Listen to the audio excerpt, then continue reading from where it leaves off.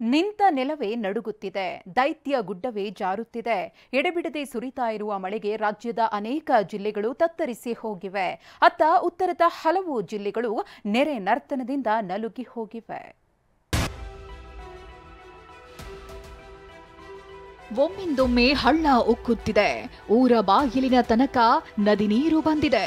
ಸೇತುವೆಗಳು ಮಾಯವಾಗಿದ್ದು ರಸ್ತೆಯೇ ಕಣ್ಮರೆಯಾಗಿದೆ.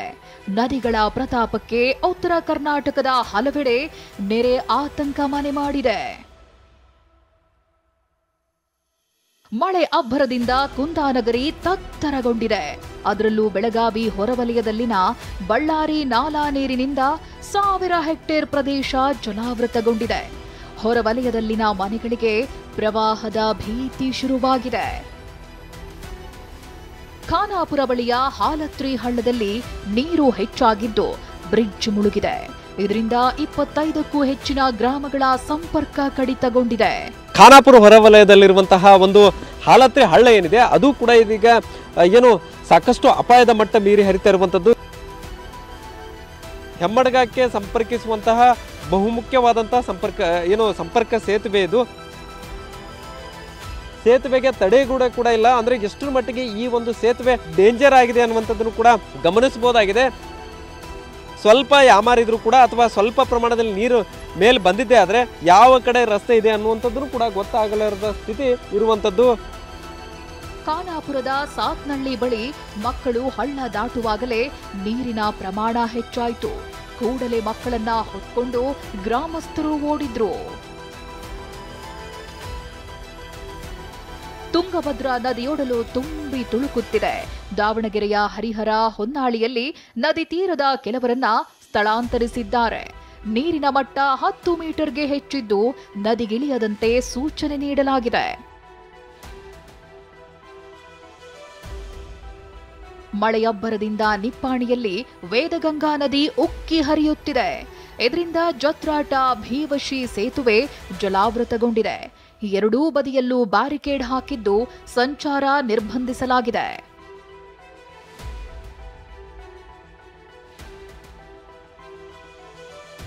ಏನೇ ಹೇಳಿ, ಕರಾವಳಿ ಮಲೆನಾಡಿನ ಭಾಗದಲ್ಲಿ ವರುಣ ಅಬ್ಬರಿಸುತ್ತಿದ್ರೆ ಉತ್ತರ ಕರ್ನಾಟಕ ಭಾಗದಲ್ಲಿ ನೆರೆಯೇ ಆತಂಕ ತಂದೊಡ್ಡಿದೆ. Bureau report TV9. ಧೋ ಎಂದು ಸುರಿತಾ ಇರುವ ಮಳೆಗೆ ಜನಜೀವನ ಅಸ್ತವ್ಯಸ್ತವಾಗಿದೆ. ಅದರಲ್ಲೂ ರೈತರ ಬೆಳೆಯನ್ನ ನದಿ ನೀರು ನುಂಗಿ ಹಾಕಿದೆ. ಜಲದಾಳಿ ನಡುವೆ ಬೆಳೆ ಉಳಿಸಿಕೊಳ್ಳಲು ರೈತರು ಸರ್ಕಸ್ ಮಾಡುತ್ತಿದ್ದಾರೆ.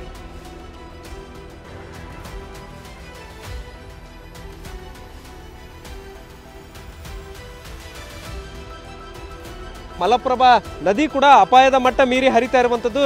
ಜನ ತಮ್ಮ ತಮ್ಮ ಜಮೀನುಗಳಿಗೆ ಹೋಗೋಕೆ ಈ ರೀತಿಯಾಗಿ ತಮ್ಮ ಜೀವದ ಹಂಗನ್ನ ತೋರಿದು ಈಜ್ಕೊಂಡು ಆ ಕಡೆ ಜಾಗಕ್ಕೆ ಹೋಗುವಂತದ್ದು ನಿಜಕ್ಕೂ ಎಂತವರ ಎದೆ ಜಲ್ ಅನಿಸುವಂತದ್ದು. ಘಟ್ಟ ಪ್ರದೇಶದ ಸಾಲಿನಲ್ಲಿ ಧಾರಾಕಾರವಾಗಿ ಮಳೆ ಸುರಿತಾ ಇದೆ. ಇದರಿಂದಾಗಿ ಭದ್ರಾ ನದಿಯಲ್ಲಿ ಒಳಹರಿವಿನಲ್ಲಿ ಅಪಾರ ಪ್ರಮಾಣದಲ್ಲಿ ಹೆಚ್ಚಳ ಆಗಿರುವಂತದ್ದು. ನೇತ್ರಾವತಿ ನದಿಯು ಕೂಡ ಅಪಾಯದ ಮಟ್ಟ ಮೀರಿ ಹರಿತಾ ಇದೆ. ಆ ನದಿ ತೀರದಲ್ಲಿರ್ತಕ್ಕಂಥ ಕೃಷಿ ತೋಟಗಳಿಗೂ ಕೂಡ ನದಿ ನೀರು ನುಗ್ಗಿರುವಂತದ್ದು ಗಮನಿಸಬಹುದು. ಕನಸು ಕೊಚ್ಚಿ ಹೋಗ್ತಿದೆ, ಬದುಕಿನ ಬಲವೇ ಕುಸಿಯುತ್ತಿದೆ. ಪ್ರಚಂಡ ಮಳೆಗೆ ಬೆಳೆಗಳೆಲ್ಲ ಜಲಪಾಲಾಗಿದ್ದು ಅನ್ನದಾತ ಕಂಗಾಲಾಗಿದ್ದಾನೆ. ಮಲಪ್ರಭಾ ಅಬ್ಬರದ ನಡುವೆ ಜಮೀನಿಗೆ ಹೋಗಲು ಸರ್ಕಸ್. ಇಲ್ನೋಡಿ, ಮಲಪ್ರಭಾ ನದಿ ಅಬ್ಬರದಿಂದ ನುಗ್ಗುತ್ತಿದ್ರೆ ಅದನ್ನ ಈಜಿಕೊಂಡೇ ಜಮೀನಿನತ್ತ ಹೋಗೋದನ್ನ ಬೆಳಗಾವಿ ಜಿಲ್ಲೆ ಕಿತ್ತೂರಿನ ಹುಣಶಿಕಟ್ಟೆ ಗ್ರಾಮದ ರೈತರು ಇವರು ನದಿಯಲ್ಲಿ ಈಜಿಕೊಂಡೇ ಜಮೀನಿಗೆ ಹೋಗುವ ಸ್ಥಿತಿ ತಲೆದೋರಿದೆ. ಎಮ್ಮೆಗಳೊಟ್ಟಿಗೆ ಈಜಿಕೊಂಡೇ ನದಿ ದಾಟುತ್ತಿದ್ದಾರೆ. ಬೆಳಗಾವಿ ಜಿಲ್ಲೆಯಾದ್ಯಂತ ಒಂದು ಕಡೆ ಮಳೆ ಅಬ್ಬರ ಜಾಸ್ತಿ ಆಗಿದ್ರೆ ಇನ್ನೊಂದು ಕಡೆ ಮಲಪ್ರಭಾ ನದಿ ಕೂಡ ಅಪಾಯದ ಮಟ್ಟ ಮೀರಿ ಹರಿತಾ ಇರುವಂತದ್ದು. ಹುಣಸಿಕಟ್ಟಿ ಗ್ರಾಮದಲ್ಲಿ ಒಂದು ಭಾಗದಿಂದ ಇನ್ನೊಂದು ಭಾಗಕ್ಕೆ ಹೋಗೋಕೆ ಸರಿಯಾದಂತ ವ್ಯವಸ್ಥೆ ಇಲ್ಲ, ಸೇತುವೆ ಇಲ್ಲ. ಹೀಗಾಗಿ ಜನ ತಮ್ಮ ತಮ್ಮ ಜಮೀನುಗಳಿಗೆ ಹೋಗೋಕೆ ಈ ರೀತಿಯಾಗಿ ತಮ್ಮ ಜೀವದ ಹಂಗನ್ನ ತೋರಿದು ಎಮ್ಮೆಗಳು ಜಾನುವಾರುಗಳ ಜೊತೆಗೆ ಈಜ್ಕೊಂಡು ಆ ಕಡೆ ಜಾಗಕ್ಕೆ ಹೋಗುವಂಥದ್ದು ನಿಜಕ್ಕೂ ಈ ಒಂದು ದೃಶ್ಯ ಎಂತವರ ಎದೆ ಜಲ್ ಅನಿಸುವಂಥದ್ದು. ಕಪಿಲಾ ಕಾವೇರಿ ಪ್ರವಾಹ, 100 ಎಕರೆ ಜಮೀನು ಜಲಾವೃತ. ಮೈಸೂರಿನ ಪಿರಿಯಾಪಟ್ಟಣದ ಗೆರಗೂರಿನಲ್ಲಿ ಕಾವೇರಿ ಅಬ್ಬರಕ್ಕೆ ಶುಂಠಿ ಜಮೀನು ಮುಳುಗಿದೆ. ನಂಜನಗೂಡಲ್ಲಿ ಕಪಿಲಾ ಪ್ರವಾಹದಿಂದ ರೈತರು ದಿಕ್ಕೆಟ್ಟಿದ್ದಾರೆ. ಸುತ್ತೂರಿನ ಅಕ್ಕಪಕ್ಕದ ಜಮೀನುಗಳಿಗೆ ನೀರು ನುಗ್ಗಿದ್ದು ರಾಗಿ, ಅಲಸಂದೆ, ನೆಲಗಡಲೆ ನಾಶವಾಗಿದೆ.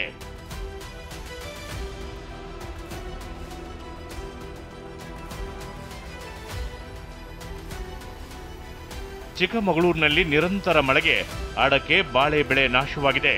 4 ದಿನದಿಂದ ಸುರಿದ ಮಳೆಗೆ ಜಿಲ್ಲೆಯಲ್ಲಿ 180ಕ್ಕೂ ಹೆಚ್ಚು ಮನೆಗಳಿಗೆ ಹಾನಿಯಾಗಿದೆ. ಕಾಫಿನಾಡು ಚಿಕ್ಕಮಗಳೂರಿನಲ್ಲಿ ಎಡೆಬಿಡದೆ ವರುಣ ತನ್ನ ಆರ್ಭಟವನ್ನ ಮುಂದುವರಿಸಿರುವಂಥದ್ದು, ಭದ್ರಾ ನದಿ ತನ್ನ ಆರ್ಭಟವನ್ನ ಮುಂದುವರಿಸಿರುವಂಥದ್ದು, ಸಾಕಷ್ಟು ಪ್ರಮಾಣದಲ್ಲಿ ಒಳಹರಿವು ಕೂಡ ಹೆಚ್ಚಾಗಿರುವಂಥದ್ದು, ನದಿ ಅಪಾಯದ ಮಟ್ಟವನ್ನ ನೀರಿ ಹರಿತಾ ಇದೆ. ಪ್ರಮುಖವಾಗಿ 3 ದಿವಸದಿಂದ ಘಟ್ಟ ಪ್ರದೇಶದಲ್ಲಿ ಏನು ಧಾರಾಕಾರವಾಗಿ ಮಳೆ ಸುರಿತಾ ಇದೆ, ಇದರಿಂದಾಗಿ ಅಪಾರ ಪ್ರಮಾಣದ ನೀರು ಭದ್ರಾ ನದಿಗೆ ಬರ್ತಾ ಇರುವಂಥದ್ದು. ಹೇಮಾವತಿ ನದಿ ಪ್ರವಾಹಕ್ಕೆ ಹಾಸನದಲ್ಲಿ ನದಿ ಪಾತ್ರದ 100 ಎಕರೆ ಭತ್ತದ ಗದ್ದೆಗಳು ಮುಳುಗಿವೆ. ಇನ್ನು ನೇತ್ರಾವತಿ ನದಿ ಪ್ರತಾಪದಿಂದ ದಕ್ಷಿಣ ಕನ್ನಡ ಜಿಲ್ಲೆ ಪಾಣೆ ಮಂಗಳೂರು ನಂದಾವರ ಭಾಗದಲ್ಲಿ ಕೃಷಿ ಜಮೀನು ಅಡಕೆ ತೋಟಗಳೆಲ್ಲ ಮುಚ್ಚಿ ಹೋಗಿವೆ. ಇನ್ನು ಬಳ್ಳಾರಿಯ ಸಂಡೂರಿನ ಹಿರಾಳ್ನಲ್ಲಿ ಗಾಳಿ ಮಳೆಗೆ ವಿಂಡ್ ಫ್ಯಾನ್ ಮುರಿದು ಬಿದ್ದಿದೆ. ಅಪಾರ ಪ್ರಮಾಣದ ಜೋಳ ನಾಶವಾಗಿದೆ. Bureau report, TV9